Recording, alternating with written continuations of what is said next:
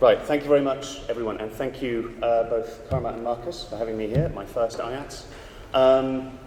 Disclaimer at the start, I'm not that much of a Tibetologist, strictly speaking, so much as someone working in Buddhist studies and foremost interested in talking about things in India, but of course using Tibetan materials as well as Chinese materials to try and do this.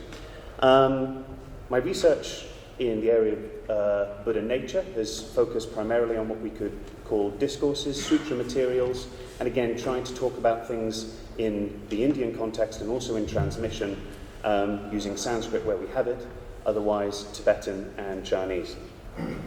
With respect to Buddha nature in materials from India in the early century CE, we're in doctrinally strange and definitely heterogeneous territory. If we're talking about Buddha nature, and this is often being used here as an etic term, an English term that we're bringing to all of these materials, I'll use Buddha nature to mean broadly the idea that what is proper to all sentient beings at all times is also what's proper to a Buddha. And I try and keep that nice and vague because especially looking at Indian sources, we're finding lots of different varieties of something like this idea. And this in an Indian context, Mahāyanist or otherwise, in the early century CE, is something that's pretty radical and took different forms in South Asia. So I'm going to start by talking a little bit about how I think about Buddha nature in an Indian context and also some reflections on the terminology that we use. And then I want to talk about a particular text on which I've been working. And this is the Great Cloud Sutra, or in Sanskrit, Mahāmeghasūtra, in Tibetan, the Trinchempoido, which I believe to be an early source for some nascent and less developed Indian thoughts on the subject of Buddha nature. We've got no extant Sanskrit version of this. We do have the odd fragment, that's a complex matter where those things are. We've got one Chinese version of this text from the early 5th century, and then we've got a 9th century Tibetan version. And what I want to show, and I think this is slightly unusual, is that whereas we often take a Chinese version or translation of a text produced, say, in the 5th century, we often take that to be a window onto an earlier period in the life of a text. In this case, it's the Tibetan version that I think in some places gives us some interesting insights into the earlier life of this work and what it has to say about Buddha nature specifically. Good, we've moved. First, a bit about terminology. So as I've said, Buddha nature, I'm using here, or Buddha nature thinking, I'll often say, is this broad idea that what is proper to sentient beings is what is proper to a Buddha. And I want to start with the important detail that talk about Buddha nature is not quite the same as talk about tathāgatagarbha, at least in India. This is, amongst other reasons, because tathāgatagarbha does not mean Buddha nature. Of course, the meaning of the term is much contested. We've already heard a bit more about that. And I'm of the opinion that the standard translation into Tibetan, with Deshin Shekben Ningpo, something like essence of a Buddha, is an odd but very influential translation of the term. So as we've already had mentioned in Anne's paper, Garbha does not really mean nature, it doesn't mean Ningpo, and I've yet to find an influential or an early Indian source concerned with these ideas in which that would be the best translation.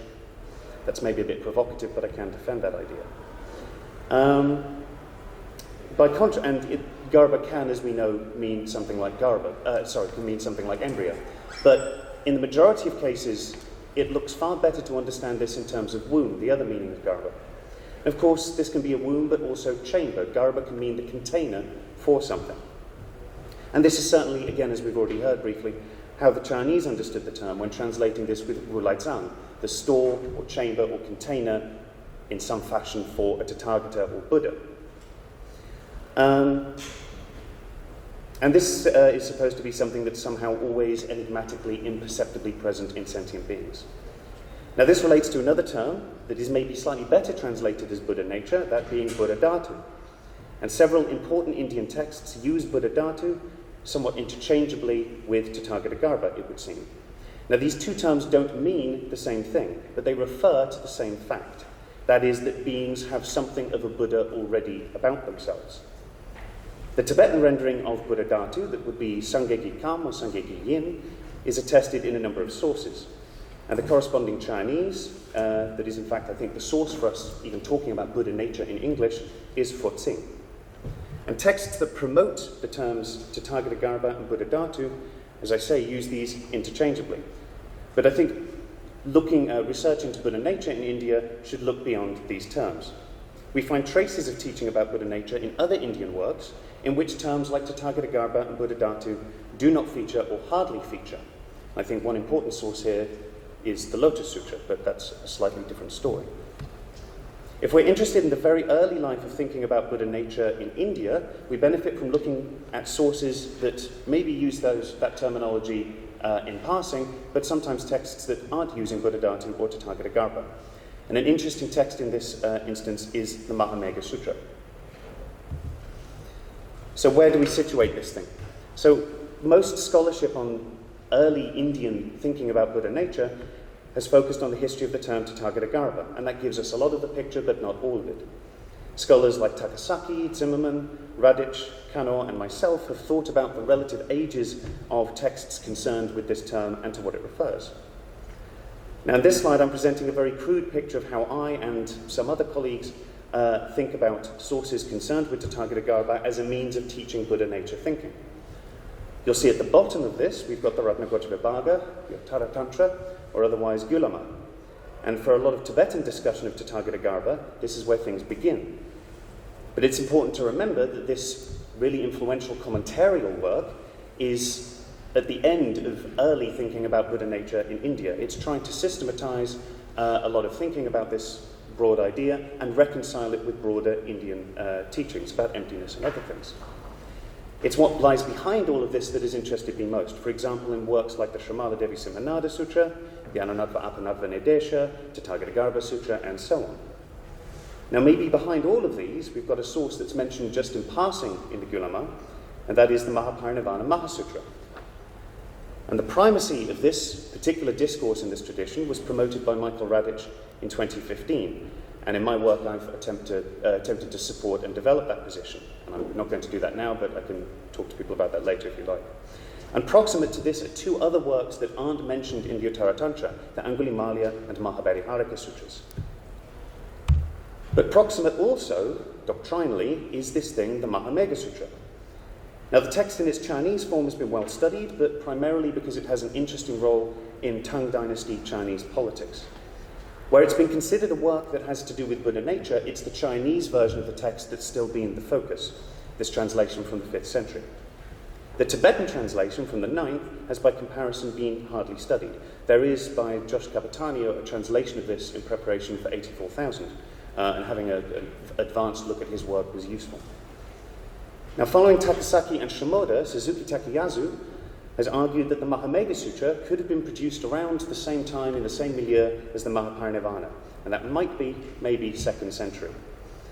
Now, I'm prepared to go a little further and say that whereas the Mahaparinibbana could be our earliest text concerned with tathāgatagarbha, that term specifically, it looks like the Mahamegha, and primarily if we're looking through the Tibetan witness, could preserve material that's something like Buddha nature teaching, but is not yet fully formed.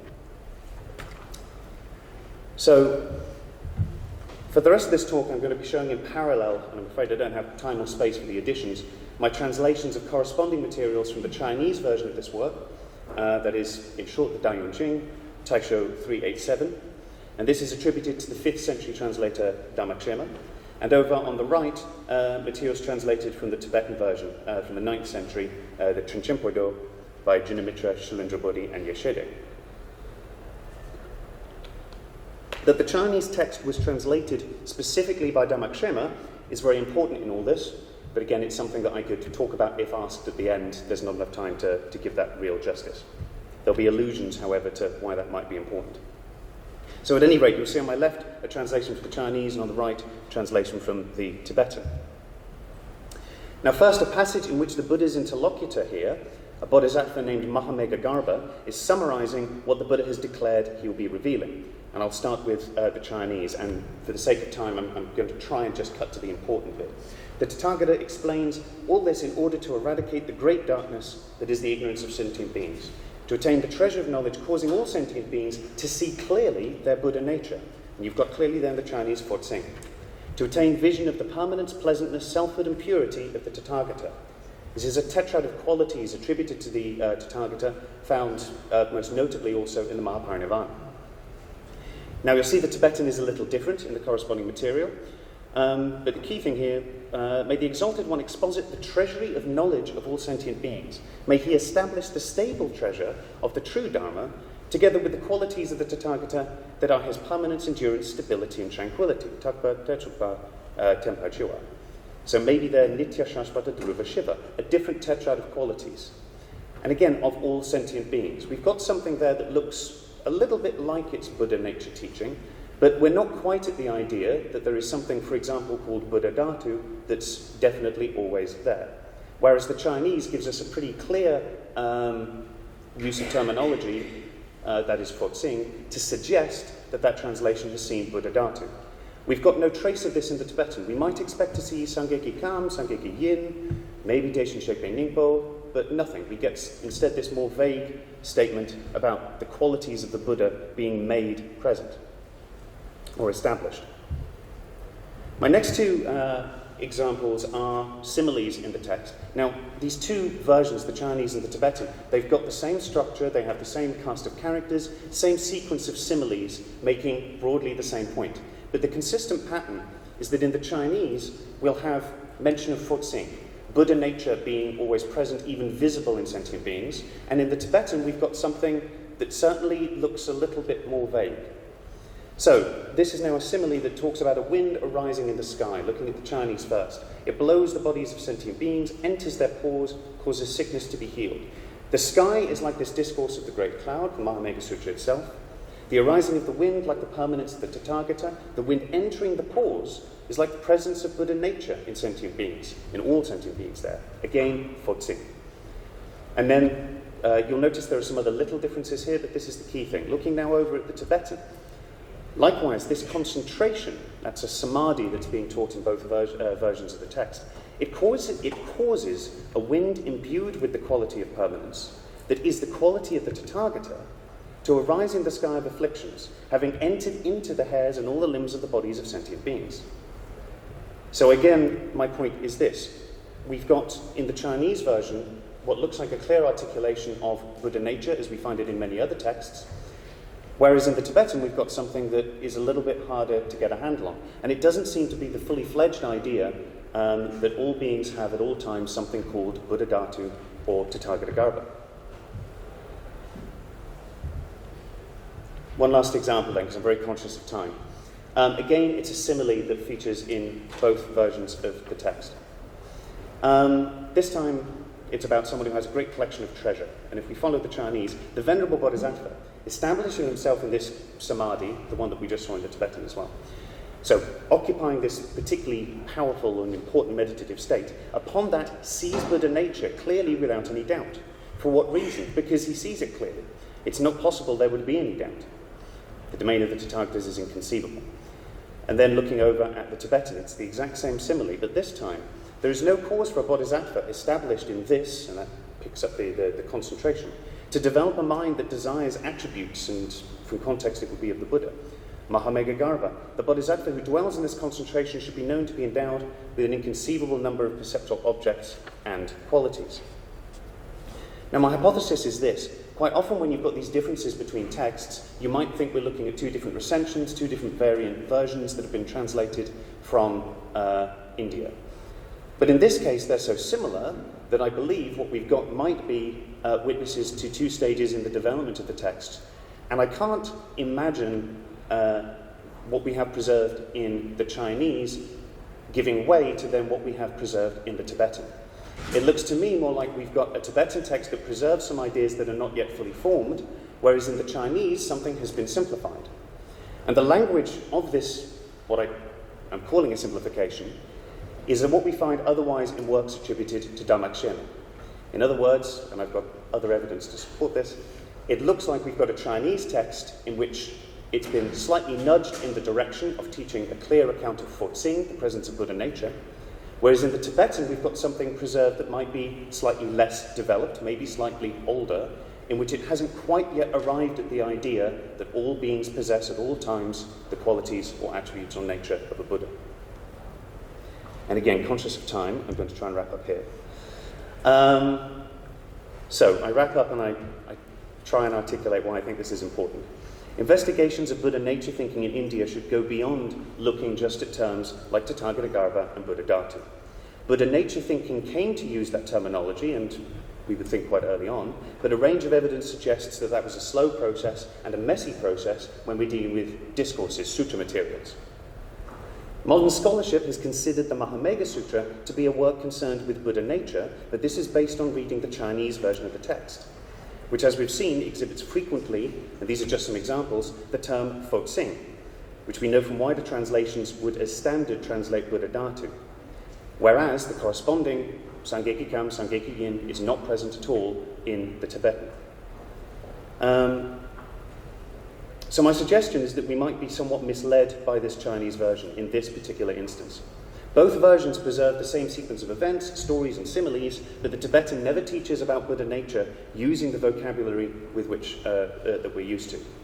So in short, I think we might have some insights into something like proto-Buddha nature thinking, which is now, and I've glossed over this a little bit, but these early works are concerned with the permanence of the Buddha primarily. His complete transcendence, his being permanent, eternal, and so on. This runs through earlier discourses also concerned with Buddha nature teaching. And what we have here is a text talking, it would seem, about making present the permanent, enduring power of the Buddha, but not yet arriving at the idea that that's always already there. So I think what we find in the Mahāmeghasūtra, and specifically by looking at the Chenchen-Poido, its Tibetan translation, are some insights into very early Buddha nature thinking. We might be looking at some stages in the doctrinal internalization of the transcendent character of the Buddha before we arrive at the use of terms like tathāgatagarbha, Buddha-dhātu, or otherwise. Thank you.